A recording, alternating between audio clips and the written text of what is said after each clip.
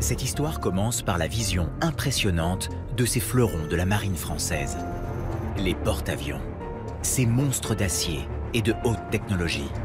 Des bâtiments qui défient l'imagination.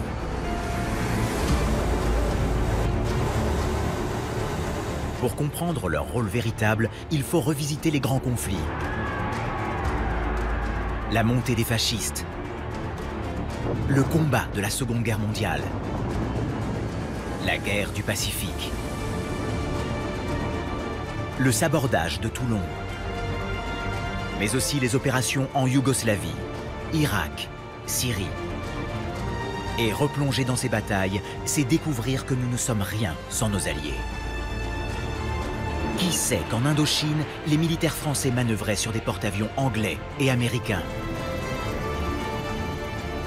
Qui sait que nos pilotes atterrissent régulièrement sur les porte-avions de l'oncle Sam et inversement?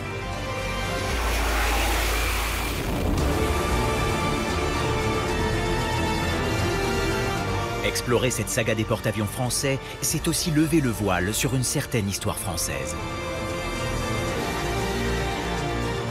Chantier titanesque. Choix de la propulsion nucléaire. Volonté gaulliste de s'imposer. Et c'est découvrir une aventure humaine faite de sang, de drame.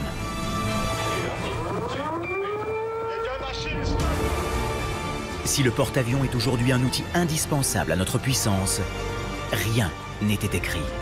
Cette grande histoire des fleurons de la marine française que nous allons vous raconter pour la première fois est le fruit de rêves fous, de paris insensés.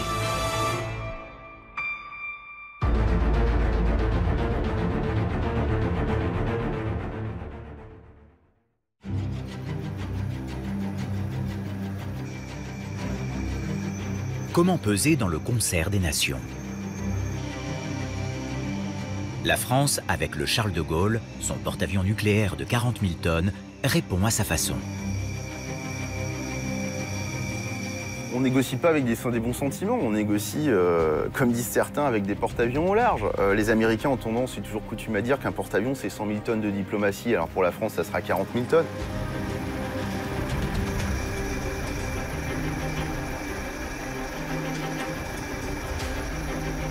Il peut aller défier nos ennemis à des milliers de kilomètres. Je crois que les opérations contre Daesh sont les plus révélatrices de la capacité d'un porte-avions à donner une force de frappe française. Il peut rester pendant 4-5 semaines à la mer, sans rentrer à quai, sans demander l'autorisation à quiconque.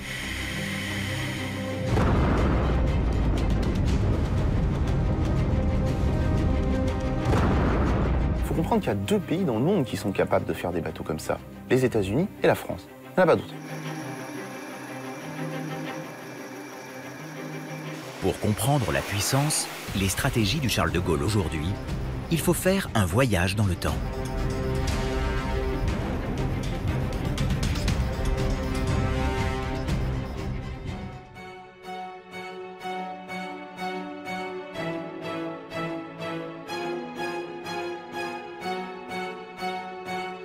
Tout commence avant la guerre de 14.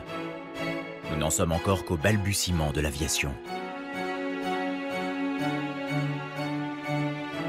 La marine française commence timidement à s'intéresser aux possibilités offertes par ses premiers avions. En 1910, les militaires entreprennent la transformation d'un petit navire de guerre, l'Aviso Bapaume. Ces images uniques datent de 1912. C'est d'une piste en bois que pour la première fois un aéronef décolle depuis le pont d'un navire.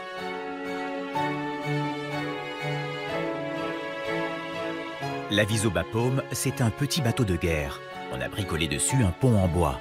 Lancé en 1910, il fait 75 mètres de long, 644 tonnes. Il peut transporter un avion et embarquer 103 membres d'équipage.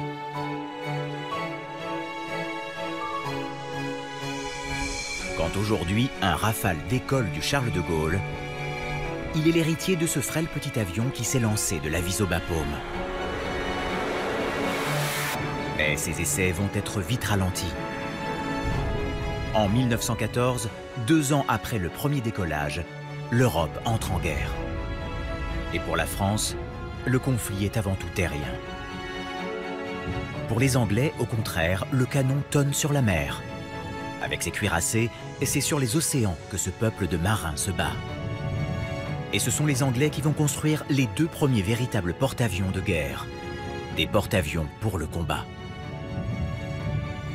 Les 2 premiers, ça sera le Furious, qui est un ancien paquebot. En fait, c'est une coque de paquebot qui est aménagée avec un pont plat. D'ailleurs, on gardera cette expression après des ponts plats pour désigner les porte-avions.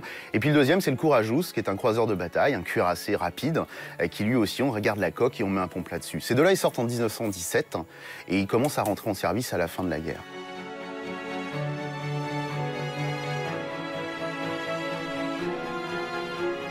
Avec ces porte-avions anglais, nous sommes loin de notre petit aviso. C'est sous le feu des bombes que les Anglais découvrent l'efficacité de cette alliance entre terre et mer.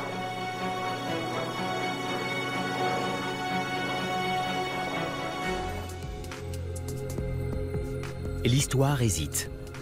D'un côté, un avion qui doit se poser sur un minuscule pont et de l'autre, l'hydravion capable d'amérir partout. L'hydravion semble a priori beaucoup plus sûr et simple. Après 1914, les marines européennes systématisent donc l'installation de ces drôles de rampes. Ce qui est certain, c'est que combiner l'aviation et les navires de guerre, c'est un vrai saut dans l'innovation, pour commencer. L'innovation n'est pas d'utiliser l'avion pour bombarder.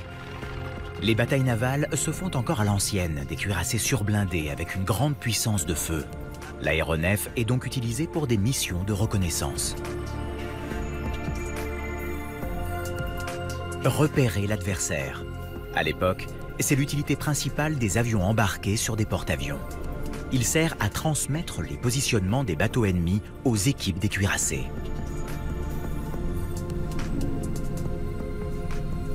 Il faut se rappeler qu'à l'époque, il n'y a pas de missiles, on se tire dessus au canon, parfois plusieurs dizaines de kilomètres, que la précision des tirs est assez aléatoire et que c'est toujours pratique d'avoir un avion qui est au-dessus et qui communique avec le bateau pour lui dire c'est trop court, c'est trop à droite, c'est trop à gauche, etc. pour régler le tir vers l'ennemi. Les aéronefs embarqués ont donc une complémentarité avec les cuirassés.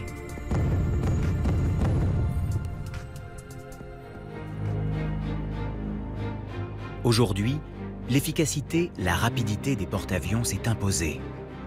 Toutes les grandes nations en veulent. Avec la montée en puissance de nouveaux moteurs, après la guerre de 14, le porte-avions a définitivement supplanté l'hydravion. Dès l'après-guerre, les Français, conscients de l'avance anglaise, décident de se doter d'un premier porte-avions de guerre, le porte-avions français, le Béarn. C'est une simple coque de cuirassé sur laquelle on pose un pont plat. Le lancement a lieu le 15 avril 1920. Il fait 183 mètres de long, 25 000 tonnes. Il peut transporter 40 avions et 875 membres d'équipage. C'est sur ce navire que le 20 octobre 1920, un Français va pour la première fois se poser et pas juste décoller. Cet homme, c'est lui, Paul Teste, un des grands pilotes de la Première Guerre mondiale. Paul Teste, c'est le pionnier, c'est un héros de guerre, effectivement, qui est passionné d'aviation et puis qui a ce déclic en se disant on peut faire quelque chose. Et c'est lui qui va pousser finalement les prémices de l'aéronavale française. En 1920, Paul Teste réussit donc le premier appontage français. Il a compris avant tout le monde l'incroyable potentiel des porte-avions. Aujourd'hui, toute l'aéronavale lui rend hommage. Tous les amiraux français savent ce qu'ils doivent au commandant Teste. C'est la référence. Mais à l'époque, il est bien seul. Amiraux, généraux, ingénieurs, bien peu croient qu'un avion qui se pose sur un bateau peut être efficace. Il y a tous les conservateurs qui sont légion et qui sont la grosse majorité et qui sont là et qui n'y croient pas. Et puis, il y a quelques illuminés au milieu de tout ça qui croient, qui ont la foi. Paul Teste, lui, y a cru dur comme fer. Il a inspiré des générations de matelots.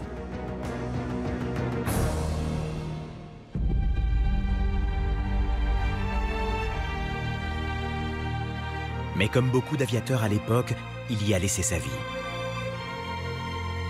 Les accidents sont fréquents pour ces pionniers.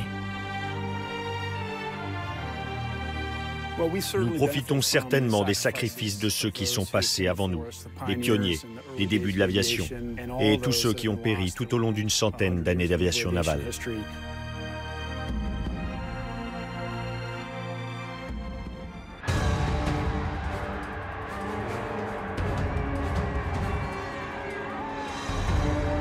Dans les années 30, fascisme, nazisme montent en Europe. Une course à l'armement se dessine. Dans ce contexte, les marines britanniques, américaines et japonaises s'équipent en porte-avions. Mais Berlin n'est pas en reste. En 1936, l'Allemagne commande son premier porte-avions, le Graf Zeppelin. Un porte-avions lourd, 33 000 tonnes, qui est capable d'embarquer plus de 50 avions. Et là, effectivement, on arrive dans une période de course à l'armement où, puisque l'Allemagne s'est lancée là-dedans, il va bien falloir qu'on y aille. Le débat sur la place des porte-avions agite les Français durant toute l'entre-deux-guerres. Mais la France, une fois de plus, va manquer le coche. On va mettre 8 ans, entre 1930 et 1938, pour choisir le modèle et finir par aboutir à une commande. Commande en 1938, le bateau est mis sur cale, évidemment trop tard, la guerre arrive, les moyens sont concentrés sur des choses prioritaires, les bateaux en achèvement comme des cuirassés, donc on prend tous les moyens, la construction ralentit, finit par s'arrêter avec l'armistice et le bateau finalement est démantelé sur cale. Les nazis, eux, n'ont pas attendu. La marine allemande s'est considérablement renforcée. Avant même que le conflit éclate, les cuirassés nazis sillonnent les mers. La Seconde Guerre mondiale impose les porte-avions comme une pièce centrale de la stratégie militaire moderne. En se perfectionnant, ce navire devient un outil extrêmement efficace.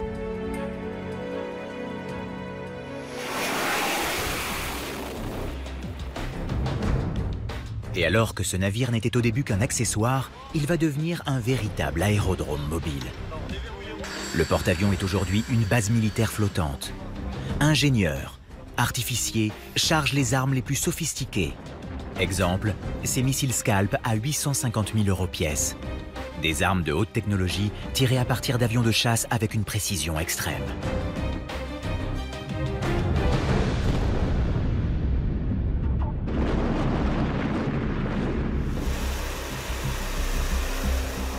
Et c'est avec la Seconde Guerre mondiale que les anciennes missions d'observation se sont transformées en raids aériens.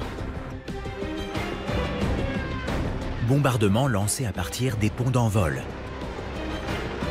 Destruction de navires par des missiles aéroportés.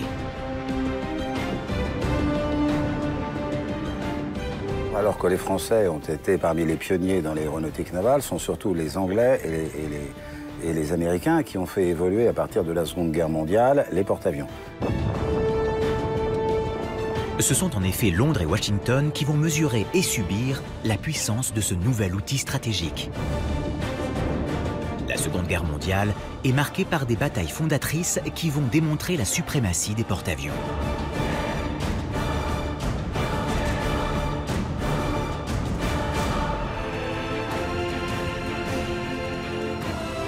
La première a lieu en 1940. La France a capitulé. Les Anglais sont seuls face à la puissance de l'Axe. Pour les Anglais comme pour les Italiens, la maîtrise de la Méditerranée est un enjeu central. Et les amiraux de la Reine vont l'emporter grâce à un coup de poker opéré depuis un porte-avions. Tout commence quand Londres déplace un porte-avions d'Alexandrie vers Malte. Plusieurs centaines de kilomètres en quelques jours. Un second porte-avions britannique est aussi rappelé en renfort. Les Italiens prennent peur. Ils décident alors de rapatrier leur flotte dans la rade de Tarente, où ils se croient en sécurité. Un de ces deux porte-avions anglais tombe en panne avant le départ. Mais les amiraux britanniques décident tout de même de mener l'opération prévue. Le porte-avions quitte Malte pour se positionner au sud de la botte italienne.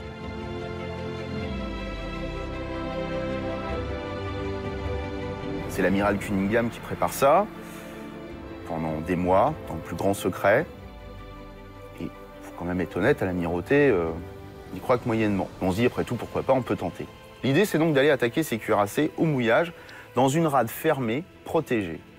où les Italiens se sentent parfaitement à l'abri. Ils n'imaginent pas une seconde qu'on va les attaquer depuis des porte-avions dans leurs repères, dans leurs tanières. Le bâtiment anglais l'Illustrious achemine au large de l'Italie une flottille de 21 biplans équipés de torpilles spéciales. C'est comme si en quelques heures, en toute discrétion, la Grande-Bretagne avait mis sur pied une base navale.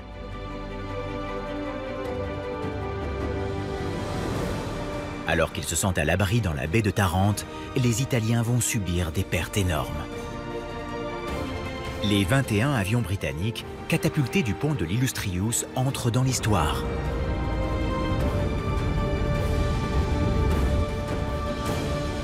En 90 minutes, la moitié de la flotte italienne est détruite. Avec cette victoire, la Grande-Bretagne garde le contrôle sur la Méditerranée.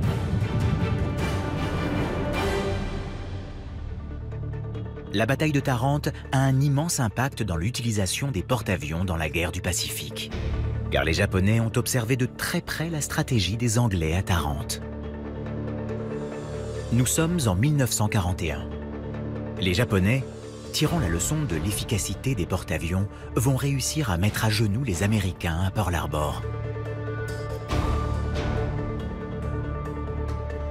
Tout commence quand leur porte-avions quitte discrètement le Japon pour traverser tout le Pacifique, soit un trajet de plus de 4000 km sans se faire repérer. Leur objectif, se positionner face aux Américains qui disposent de nombreuses bases dans le Pacifique. La plus stratégique d'entre elles, Pearl Harbor. À partir du nord de l'île, les Japonais lancent le raid.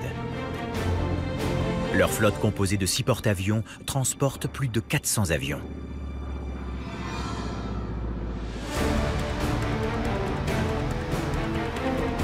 Jamais dans l'histoire, autant d'avions n'ont été acheminés si vite pour frapper. Seul le porte-avions a cette capacité. La surprise est donc totale quand à 7h40, le 7 décembre 1941, les avions de chasse nippons larguent leurs bombes.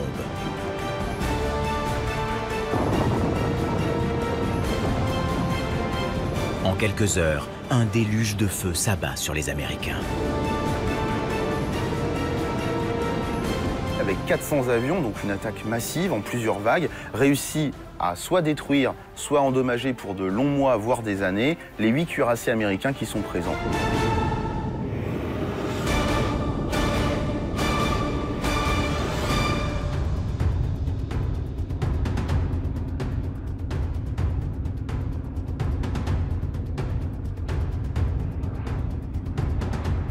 Mais il y a un coup de chance dans cette affaire-là, c'est que les 3 porte-avions américains du Pacifique ne sont pas là ce jour-là.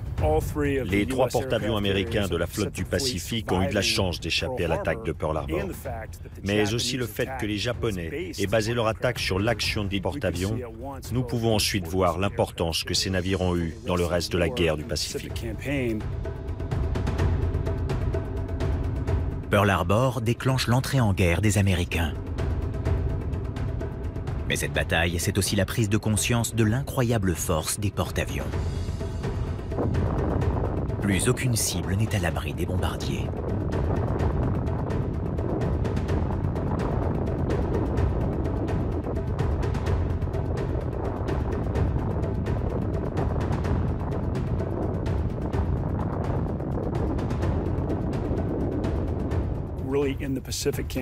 Vraiment, la campagne du Pacifique dans les années qui ont suivi l'attaque de Pearl Harbor a permis de développer ce qui deviendra notre stratégie moderne d'utilisation du porte-avions. Aujourd'hui, le porte-avions est la base de notre stratégie militaire. C'est la pièce centrale, avec les sous-marins et les forces qui les accompagnent. Finalement, ce porte-avions que beaucoup voyaient comme un jouet, qu'en fait s'impose comme une arme incroyable, à la fois pour mener des opérations contre la terre, pour couvrir des flottes en mer, et puis également pour mener des opérations anti-navires. Et toute la bataille du Pacifique entre les Américains et les Japonais sera conditionnée, basée là-dessus. Qui a les porte-avions? Qui a le plus de porte-avions? Qui peut les positionner au meilleur moment à la victoire?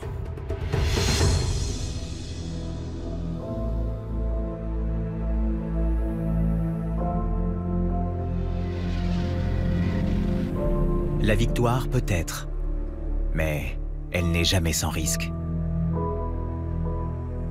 On finit par l'oublier. Ces pilotes doivent atterrir sur un pont 20 fois plus court qu'une piste classique d'aéroport. Un pont qui, en plus, tangue avec les vagues.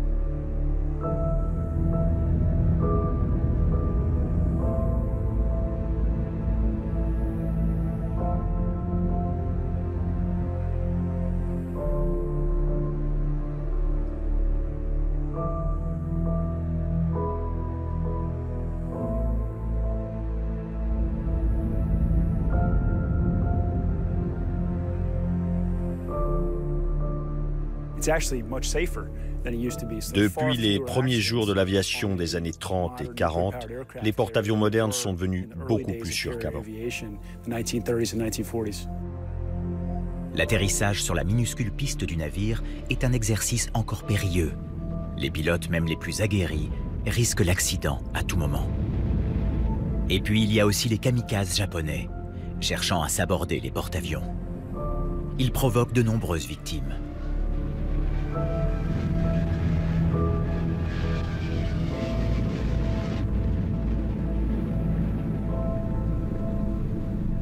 Avec la Seconde Guerre mondiale, les Américains, Japonais et Britanniques ont développé l'outil porte-avions. Mais la France, elle, contrainte par l'occupation allemande, ne s'y mettra qu'après la guerre. Aujourd'hui, la marine française dispose d'un des porte-avions les plus puissants au monde.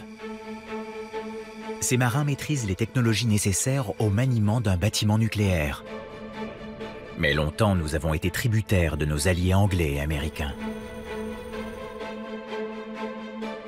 Pour saisir cette histoire, il faut remonter à 1942. À l'époque, notre flotte est basée à Toulon. Redoutant qu'Hitler ne s'empare de nos bâtiments, une poignée d'officiers décide de s'aborder nos navires, contre les consignes de Vichy. Le 27 novembre 1942, en moins de 2 heures, plus de 100 navires sont coulés.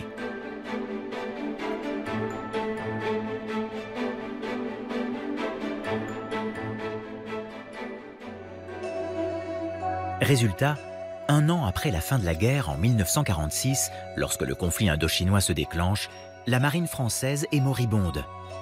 Ce sont alors les Anglais qui viennent à notre rescousse. Ils mettent 2 navires à notre disposition pour transporter des avions. Le premier, le Dixmude, est un petit porte-avions d'escorte. Dès son entrée en service dans la marine française, il se rend à Saïgon pour livrer des appareils à l'armée de l'air.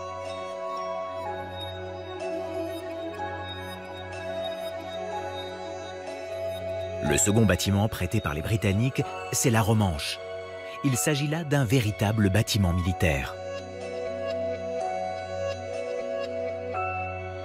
La Romanche avait pour ancien nom en Grande-Bretagne le Colossus. Il pèse 17 000 tonnes en pleine charge. Sa longueur est de plus de 211 mètres. Il embarque 1020 membres d'équipage. Et c'est en grande pompe qu'il est remis à la marine française.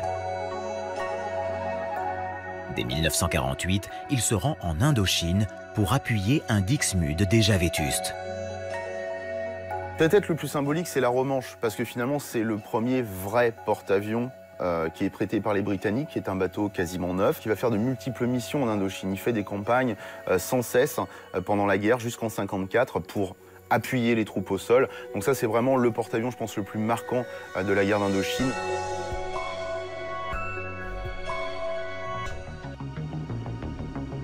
Malgré la défaite, l'aéronaval a permis de soulager en Indochine une armée de terre acculée. Souvenez-vous qu'en 1954, les derniers avions qui ont volé au-dessus de la cuvette de Dien Bien Phu venaient des porte-avions. Et d'ailleurs, toutes les troupes qui ont été à Dien Bien Phu et les régiments qui en sont issus ont gardé un grand amour de l'aéronautique navale à cause de ça.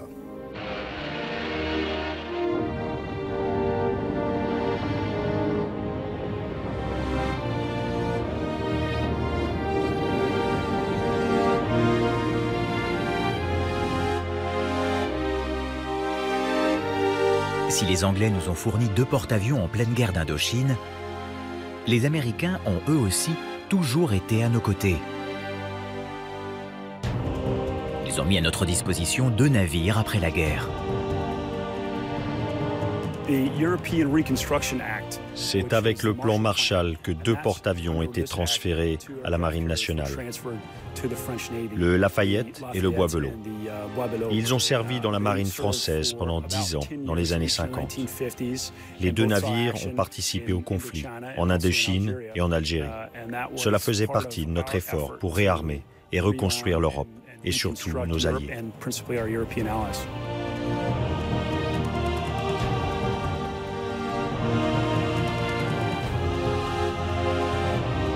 Ce sont grâce à ces appareils anglais et américains que les militaires français vont découvrir l'outil, se l'approprier.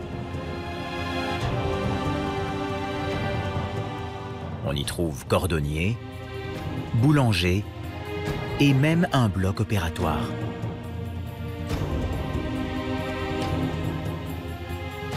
L'après-guerre a donc clairement été une bascule pour les militaires français. Les bâtiments prêtés par nos alliés vont se relayer sur les théâtres des guerres de décolonisation. Indochine, Algérie. Les porte-avions ont été adoptés par l'armée, mais les bateaux doivent être rendus aux Anglais et aux Américains. La France décide donc de s'équiper elle-même. Et c'est le président Coty qui signe la commande. La France lance dès 1955 la construction de 2 porte-avions, le Foch et le Clemenceau.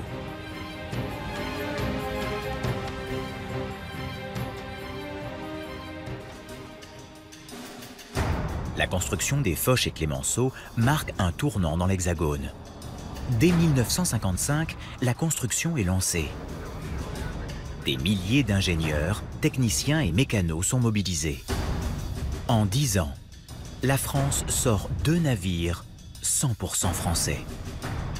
Le Clemenceau est mis sur cale à Brest. Le Foch, lui, est construit à Saint-Nazaire. On est vraiment rentré dans la cour des grands avec le Foch et le Clemenceau. On accède à la modernité. On accède aussi à la compétence et à la capacité de fabriquer 2 porte-avions qu'on a sortis à 2-3 ans d'intervalle, ce qui est quand même extraordinaire. Donc là, la France a monté une marche énorme. Le premier à entrer en service est le Clemenceau. Le 22 novembre 1961, il sort du port de Brest. 33 000 tonnes d'acier. Le Clemenceau et le Foch sont frères jumeaux. Ils font 261 mètres de long. Pour 24 200 tonnes. Ils peuvent transporter 40 avions et hélicoptères et ils embarquent 2200 marins.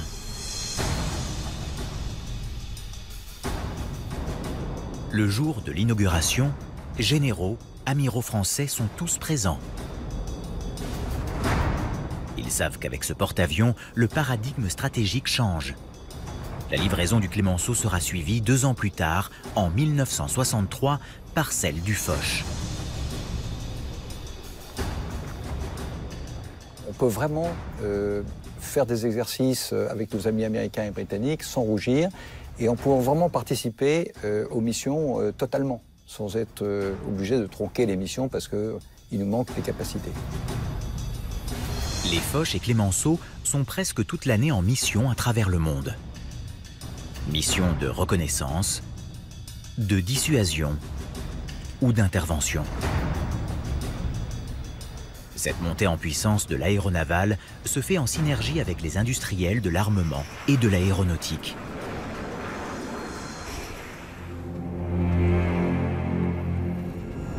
En 1966, ces 2 navires sont mobilisés pour une mission ultra sensible.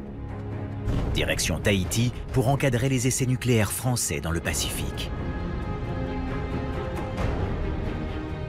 Le rôle des porte-avions, assurer un contrôle aérien permanent pour s'assurer qu'aucun pays ne se livre à l'espionnage. Et aussi envoyer des appareils pour des prélèvements dans les nuages radioactifs.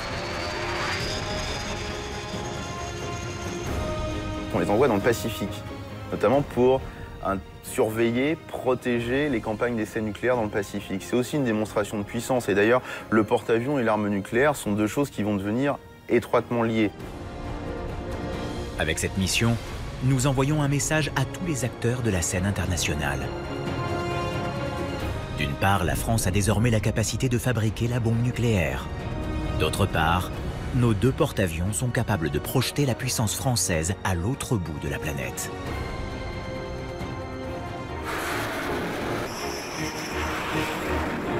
Et ce n'est pas tout.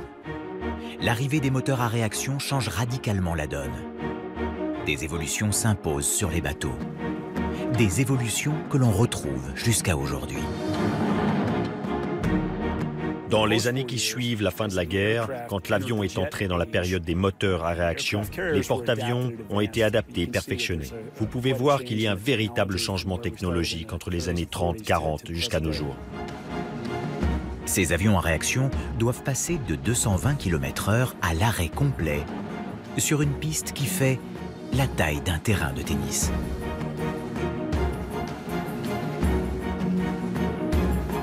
À l'appontage, un crochet sous l'avion capte des brins d'arrêt. Hier, ces câbles n'étaient que des cordes lestées par des sacs de sable.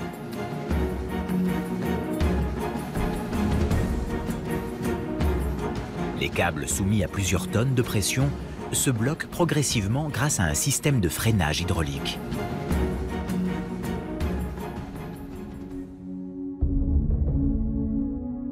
Mais le changement essentiel, c'est la piste d'appontage. Sur les anciens navires, cette piste était droite, dans l'axe. Une fois posés, les avions allaient se garer en bout de piste. La piste droite, c'était ce qu'on a trouvé de mieux au début. Et c'était compatible avec les avions qu'on avait à l'époque, c'est-à-dire des avions lents qui pouvaient se poser sur la moitié d'un bateau. Ils arrivaient relativement à faible allure, ils étaient à moins de 100 km/h. Alors qu'aujourd'hui, un avion en réaction, il arrive à plus de 200 km/h et doit se poser sur un timbre-poste.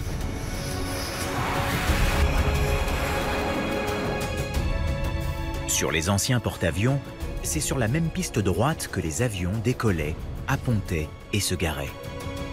Les Anglais ont inventé une piste oblique pour éviter que les avions ne se télescopent. Aujourd'hui, les avions à réaction sont rangés sur le côté, sur la piste oblique. Résultat, si un avion doit décoller en urgence après un appontage raté, aucun appareil n'est percuté en bout de piste comme avant.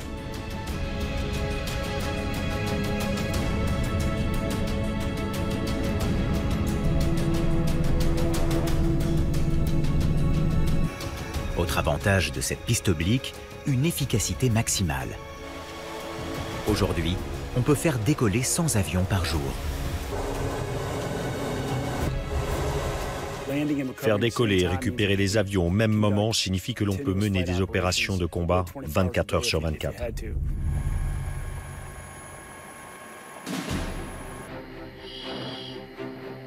Autre innovation, le miroir d'appontage. Ce sont ces lumières qui indiquent la bonne pente au moment où l'avion se pose sur la piste.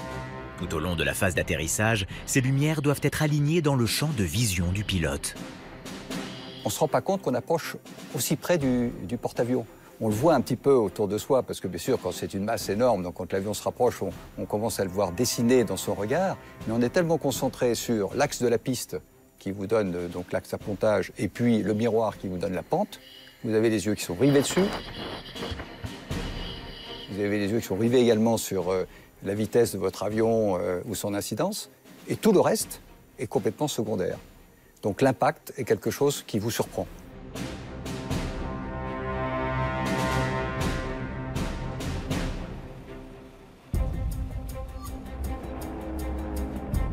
Avant, c'était le Batman qui remplaçait ce miroir d'appontage moderne.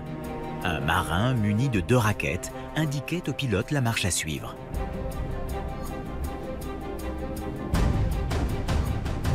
Le Batman, c'était comme des espèces de grandes raquettes de ping-pong. On disait l'homme aux raquettes, qui bougeait dans tous les sens pour dire à l'avion de se redresser, de piquer du nez, de garder la bonne pente et la bonne vitesse aussi.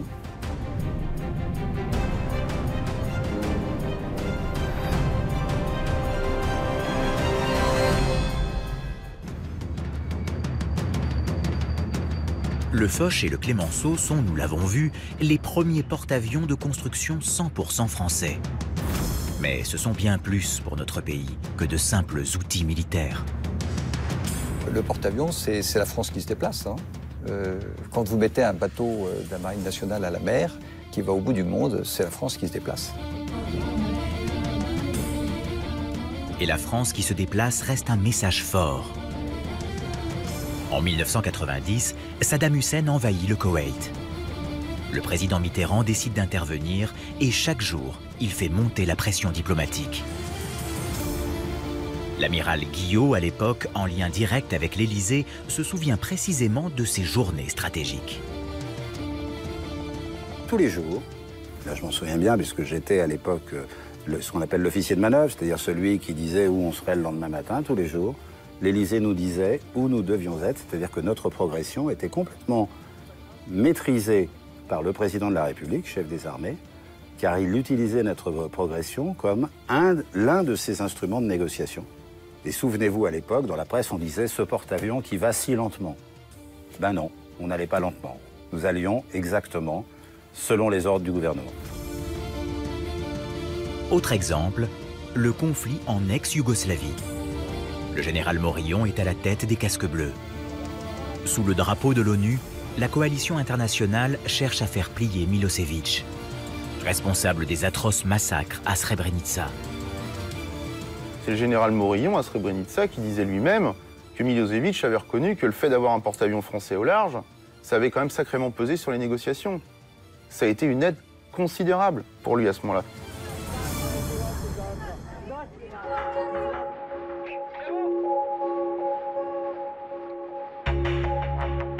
Avec le Foch et le Clémenceau, la France est donc entrée dans la cour des grands. Mais ces bateaux, pensés au milieu des années 50, ont vieilli 20 ans plus tard. Et à l'usage, la question du ravitaillement est apparue comme un véritable talon d'Achille. Un pétrolier ravitailleur est indispensable en permanence. Il suit le porte-avions pour lui fournir du carburant, ainsi qu'aux avions. Tous les 3 jours, vous avez plusieurs heures où vous êtes un peu bloqué, alors en espérant que la mer n'est pas trop mauvaise. Vous êtes à route stable, entre 24 et 42 mètres du bateau, environ à 15 nœuds, du pétrolier ravitailleur, et vous ne faites que ça et vous transférez plusieurs milliers de tonnes. Durant cette opération, le porte-avions est bien sûr une cible beaucoup plus fragile. C'est malgré tout une situation très délicate, pendant laquelle on ne peut pas faire d'activité aérienne, donc c'est une période qu'on essaye de minimiser le plus possible. Résultat, au milieu des années 70, quand la question du futur bâtiment se pose, l'enjeu de l'autonomie en énergie est crucial. Il faut passer à une autre étape.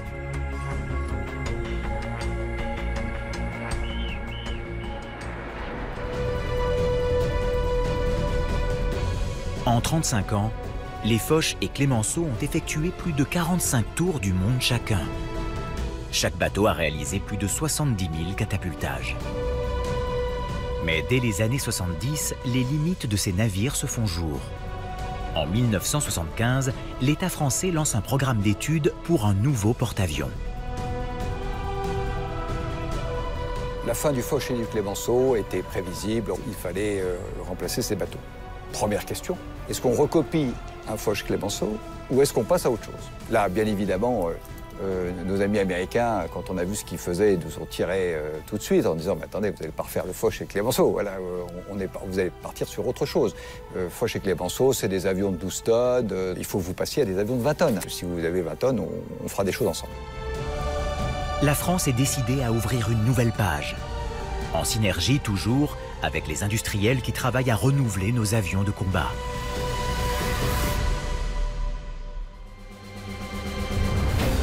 Maquette, études. Petit à petit, le porte-avions à venir est conçu dans les bureaux de recherche.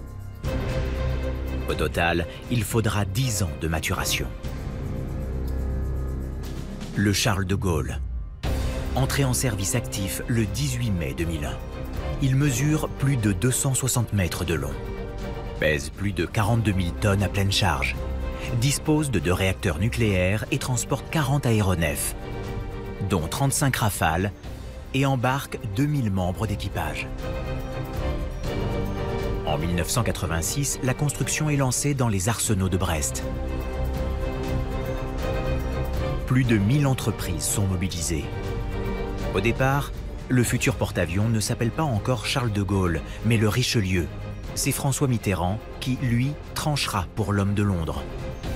Mais la principale révolution, c'est le choix de la propulsion nucléaire. Objectif, assurer aux navires une autonomie sur toutes les mers du monde. Les chœurs nucléaires assurant la propulsion permettent de se passer des fréquents ravitaillements en mer.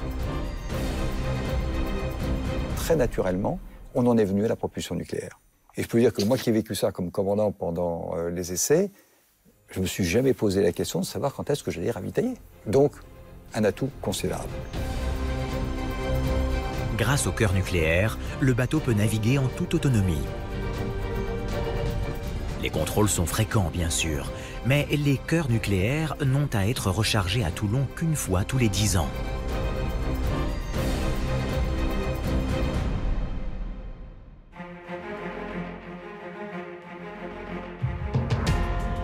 En 1994, le Charles de Gaulle est dévoilé lors d'une cérémonie grandiose. Et François Mitterrand connaît trop son histoire pour ne pas mesurer l'importance de ces instants.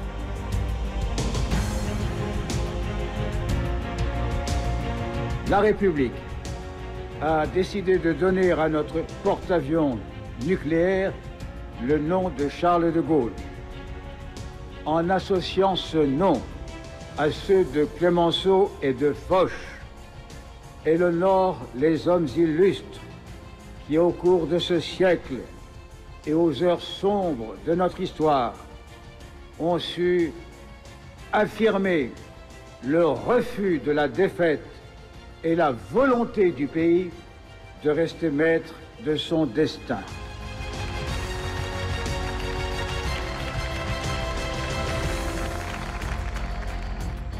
Et là, on a senti qu'il y avait une espèce de poids de l'histoire qui y arrivait. Je fais ce qu'ont fait mes grands anciens avec le Foch et le Clemenceau, je le fais maintenant avec le Charles de Gaulle.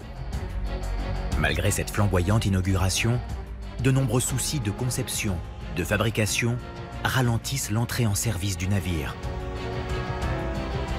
Il faut attendre janvier 1999 pour voir le navire faire ses premiers essais en mer.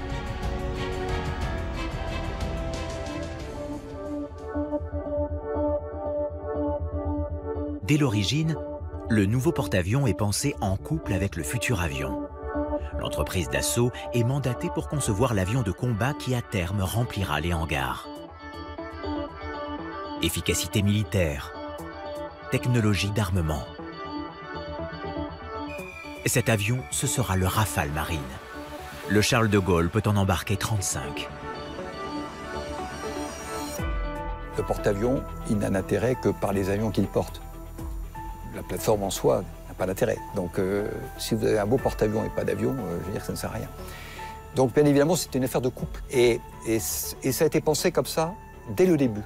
Comment l'avion allait être catapulté sur le Charles de Gaulle, comment le Rafale allait apponter sur le Charles de Gaulle, comment on allait entretenir cet avion dans le hangar, dans les ateliers. C'était un guide permanent.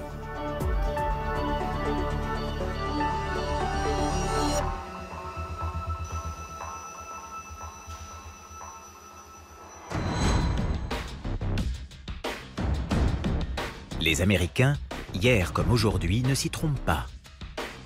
Des années 2000 jusqu'à la lutte contre Daesh, nous marchons main dans la main. Et c'est tout un symbole lorsque, face aux côtes syriennes, le général Townsend vient saluer les équipes du Charles de Gaulle. Je vous remercie pour ce que vous faites et votre soutien dans la coalition contre l'État islamique en Irak et en Syrie. Moi, pour avoir été sur plusieurs porte-avions américains et en avoir parlé avec des officiers ou amiraux américains, ils sont assez bluffés par les capacités du Charles de Gaulle. Ça, c'est une réalité. Ils ne le disent pas au micro, ils le disent plutôt en off. Et on arrive quasiment à faire, finalement, avec presque 2 fois moins d'appareils, ce que les Américains font avec 2 fois plus. What? Charles. And where are you from? You're from Paris. Yes. Yeah. France. What is your name? Olean. Olean. Where are you from? Perpignan. Perpignan.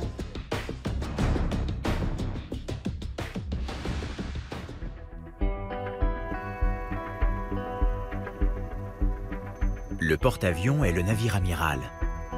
Mais seul, il ne peut rien. Le Charles de Gaulle est toujours accompagné de ce que l'on appelle un groupe aéronaval.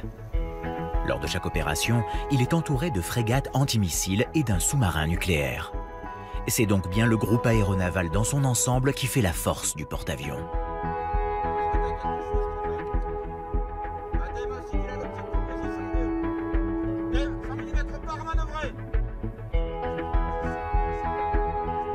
Un Russe ou autre réfléchit à 2 fois avant de s'approcher du Charles de Gaulle parce qu'il sait qu'il y a un sous-marin en dessous quelque part. C'est très dissuasif. Le groupe aéronaval français est l'un des plus efficaces du monde. Il en a fait la preuve en Libye et en Syrie.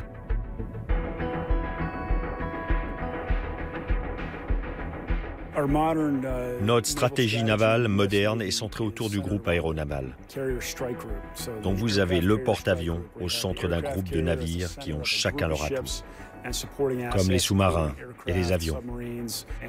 Ils se protègent les uns les autres, et surtout le porte-avions et ses 70 appareils qui sont dessus.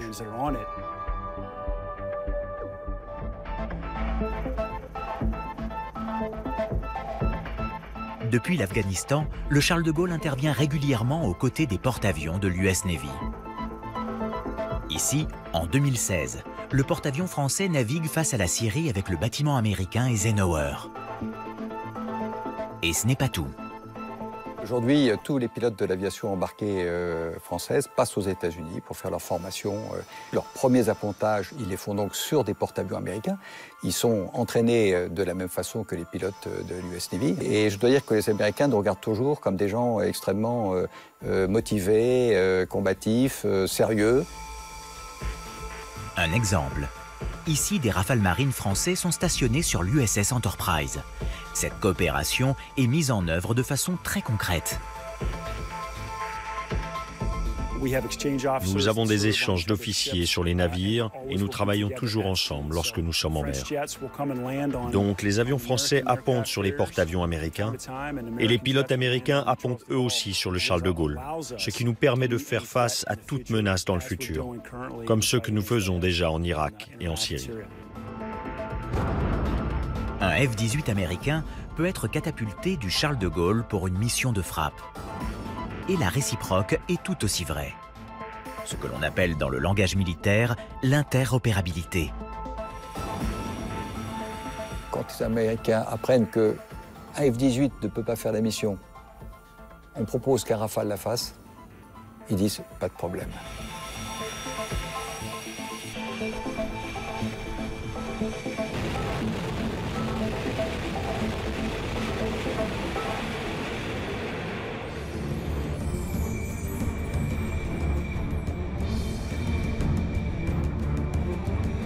À pleine capacité, le navire est en activité permanente sur les 25 étages. Il y a bien sûr les fameux chiens jaunes, ces opérateurs qui guident les avions. On les appelle les chiens jaunes car ce sont les rois du pont d'envol. Ce sont eux qui aboient leur ordre. Sur le bateau, chacun des 2000 marins est à sa place. Du pilote au matelot, du magasinier au commandant.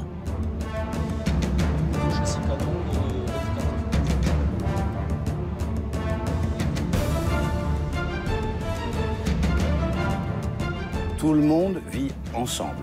Depuis le capitaine de vaisseau qui commande le porte-avions Charles de Gaulle et qui a entre 45 et 50 ans, jusqu'au jeune timonier qui a 18 ans, qui vient de s'engager au moment de l'appontage de l'avion.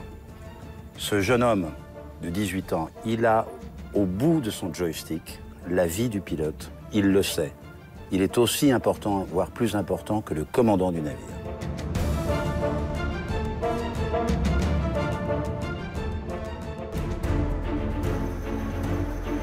Autre élément vital sur le navire, le fameux Pedro. Pedro, c'est ce petit hélicoptère, une alouette. Il veille à la vie des pilotes lors des appontages et catapultages. Le pilote d'aviation embarqué, il ne monte pas dans son avion si le Pedro est indisponible. Voilà, c'est aussi simple que ça. Donc, si on nous dit qu'il n'y a pas de Pedro, il n'y a pas de vol. C'est aussi simple que ça. Pourquoi? Parce que c'est C'est notre Saint-Christophe. Hein. Quand on tombe, si jamais après un catapultage, on est obligé de s'éjecter, si un appontage se passe mal, on s'éjecte et qu'on tombe dans l'eau, eh bien, celui qui va nous récupérer, c'est Pedro.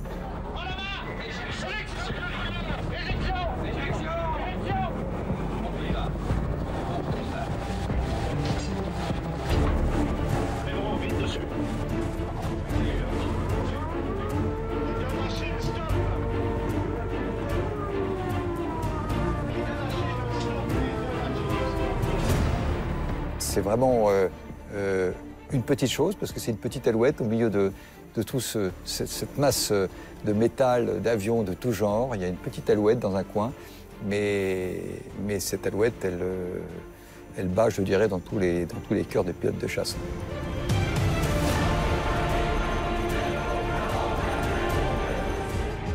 La France ne dispose que d'un seul porte-avions. Or, tous les 10 ans, le Charles de Gaulle doit revenir à Toulon pour 18 mois. Objectif, recharger ses cœurs nucléaires et subir une révision générale. Durant ces longs mois, la France est moins puissante, d'où la question du second bâtiment. Dès l'origine, on avait prévu un frère jumeau pour le Charles de Gaulle. Mais on parle d'investissement de 3 ou 4 milliards d'euros. Ce qui économiquement et médiatiquement est une décision compliquée. Le président Chirac, comme tous les autres, ont été confrontés à ce dossier. C'est aussi le président Chirac qui un jour me dira, avec la voix qu'on lui connaît, « Vous savez, amiral, les porte-avions, c'est comme les gendarmes, ça va par deux. » Mais selon la fameuse formule de Chirac, les promesses n'engagent que ceux qui les croient. Et en public, les déclarations se font plus prudentes. J'espère beaucoup qu'il y aura un deuxième porte-avions. Je ne puis pas répondre aux questions que vous venez de poser, qui impliquent des études longues et qui ne s'improvisent pas. Pour tous les présidents de la République, la question se pose.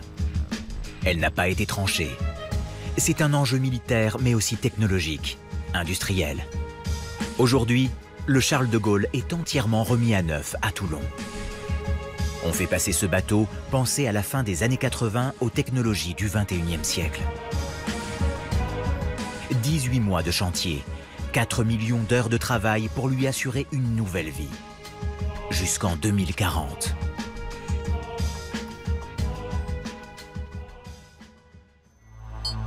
Quel sera le futur de l'aéronavale française? Quel bâtiment pour remplacer le Charles de Gaulle?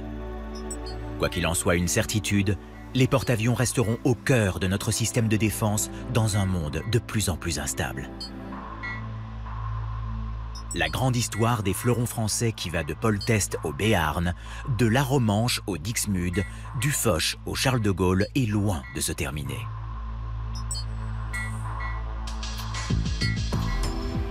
Mais au-delà du nucléaire, les technologies évoluent à vitesse grand V. On parle de faire décoller des drones depuis les porte-avions. On parle de nouveaux systèmes de catapultage mis au point aux États-Unis. Ces choix stratégiques doivent... Cette histoire commence par la vision impressionnante de ces fleurons de la marine française. Les porte-avions, ces monstres d'acier et de haute technologie. Des bâtiments qui défient l'imagination.